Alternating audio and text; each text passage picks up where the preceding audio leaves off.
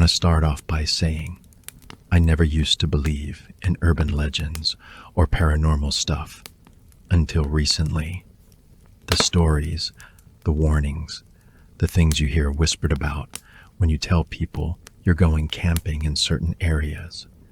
Just myths, I thought. Things people made up to scare each other. But what I saw out there, it's real. About 2 weeks ago, a friend from work and I had planned a short weekend camping trip. Beer, hot dogs, marshmallows, just an excuse to get away from the city and cut loose.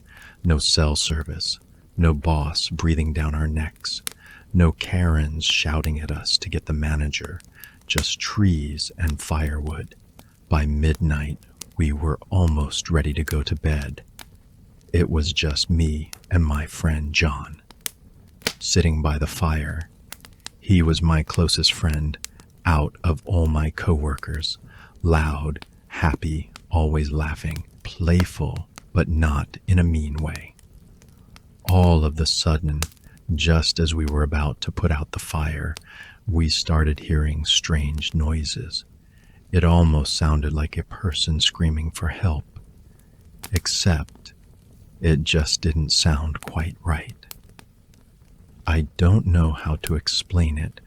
It was like it had the sharp edge of a human voice, but it sounded almost like an imitation of a human scream, like what a deaf person might think screaming sounds like without ever having heard one.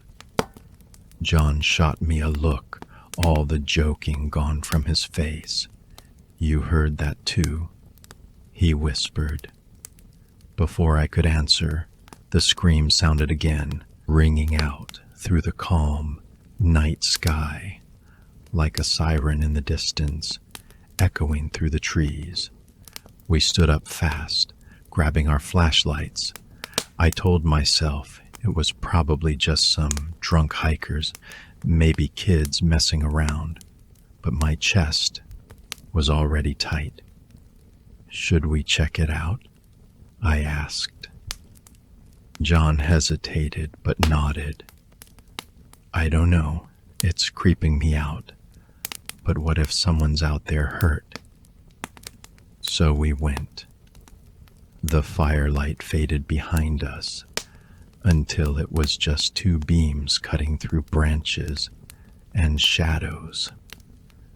The crunch of the leaves and twigs underfoot seemed deafening in the otherwise silent night as we walked. As we got closer to wherever the sound was coming from, my hair started standing on end. I told myself it was natural for me to be scared. We were in the middle of the forest at night, after all. But in reality, I had this truly awful feeling in the pit of my stomach, like something was watching me from behind the cover of the pitch-black forest around us. Looking back, I really wish I had paid more attention to that feeling. The screams started coming in bursts, close, then distant, then right on top of us. Sometimes it sounded like a man, sometimes a woman. At one point, I swear it sounded like me. I stopped dead. "John, this is creeping me out. I think we should." The flashlights died. I smacked mine against my palm. Nothing. I've never known darkness like that. It wasn't just the absence of light. It felt heavy, pressing into me from all sides. "John?" I whispered. No reply. I reached out, and my hand found only air. "John, seriously, stop messing around. Where are you?" "Nothing." I started to panic. I could feel my heart start pounding out of my chest. I stumbled around in the darkness, desperately calling and trying to find John, but he was just gone. No sign of him whatsoever. After a while, I heard a rustling noise coming from behind me. It didn't sound like a typical footstep. It sounded like something moving quick and low through the undergrowth. I whirled around, expecting to see John, but he wasn't there. Nothing was there.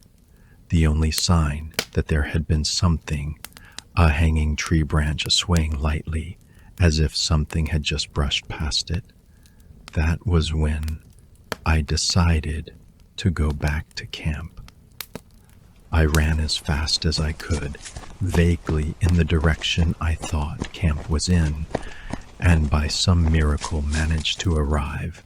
My heart jumped in relief as I spotted the red embers of the campfire still glowing dimly through the suffocating darkness of the night sky. The next thing I remember is stumbling back into camp, breath ragged, heart racing, clothes damp with sweat. The fire was nearly out, just red coals glowing, no sign of John. I called for him until my throat hurt. Nothing. The woods were silent again. That night, I sat in my tent, unable to sleep, every muscle locked tight, listening. I would occasionally hear footsteps coming from somewhere around the camp, sometimes whispering, too low to understand. I couldn't tell if it was real or just my mind playing tricks on me. I felt like I was going crazy. I didn't peek outside. I couldn't. When morning came, John was still missing. No tracks, no sign of him at all. I searched until I couldn't stand it anymore. My hands shook as I packed my gear and drove home. Went straight to the police station to file a missing persons report. They listened to my story and took down my information, though they seemed a bit skeptical. I couldn't even blame them, though. I mean, how could I? I didn't even know if I believed my own story at that point. Shortly after arriving home, though, I got a call from the police department. I don't know if you think what you did was a funny prank, but if you waste police resources again, you will be charged. What are you talking about? I asked. Your friend, John Livingston. He's fine. We just called him. What? But that's not possible. There was no cell service where I left him. Well, he's home now, so he must have found his own way back. The operator responded. I didn't believe it until I saw him myself. Later that day, I showed up for my shift at the restaurant where John and I both work, and he was there, setting up the tables, as always. I went over to talk to him, ask him what happened. He told me he had no idea, said he remembered the first part of the night, but had no recollection of hearing the screaming noise or anything that followed. Said he didn't even know how he got back home. I thought I was losing my mind until I started to realize there was something off about John. At first, it was little things. He wasn't as friendly and didn't laugh as much.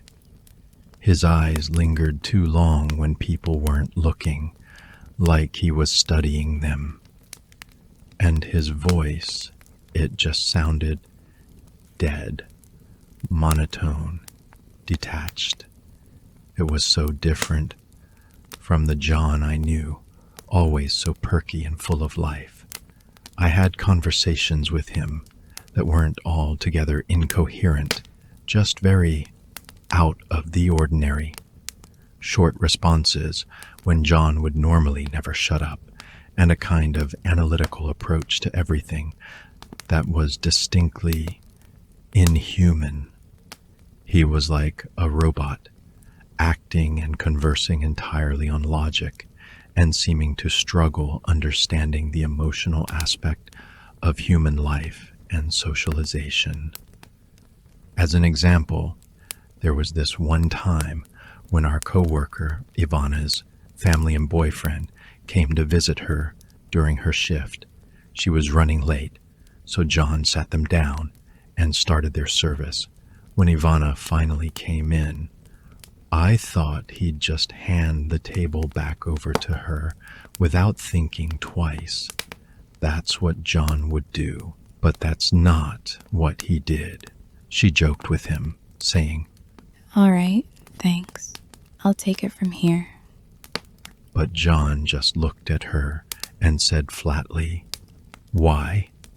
I already started them, like it was the most logical thing in the world. Ivana laughed awkwardly and tried again. Because they're my family? But John just stood there with a blank stare on his face. It wasn't until Ivana started getting visibly upset that he finally stepped aside and let her take the table. Wasn't rude exactly, but there was this strange detachment in the way he acted, like he didn't understand why it mattered that they were her family. To him, they were just customers. I brought it up to Christine, another one of our co-workers. Does John seem like he's been acting weird to you? Weird how? I don't know, just like more quiet and reserved than normal, I guess. Yeah, maybe a little, I guess. He's probably going through something. Let him be. If he wants to talk about it, he'll ask. He's an adult. I didn't press the issue, but I still couldn't shake the feeling that it's more than just him going through something. One night, during a break at work, I followed him outside. I watched as he walked out to the trees behind the restaurant before coming to a stop about 15 feet past the tree line, and after that, just kind of stood there, perfectly still, just watching. I was a bit put off by that to begin with, but then the sound. At first, I thought he was humming a tune that struck at a familiar memory in my mind. It took me a second to recognize it as the screaming noise we heard that night, dragging it out like a low melody. I stayed silent, observing him without letting him know I was there. But just then, Gabe, one of the cooks, came out the back door, and John's head snapped around, following the noise. He and Gabe nodded to each other in greeting as Gabe made his way past, but just before John turned back around to continue doing whatever it is that he was doing, he took one last glance back towards the back door of the restaurant. That's when he saw me watching him from around the corner. I quickly slipped back inside. Now I avoid him. I avoid everyone, really. I've heard stories of skinwalkers before, and I always used to think they were just an urban legend. Now, I'm not so sure. I don't know if that's what that thing is. All I know is that I'm not crazy, and that's not John. Everyone else is fooled, and I have no way of telling them without sounding insane. But I see it. I notice it. And I worry that sooner or later, it's going to know that I know.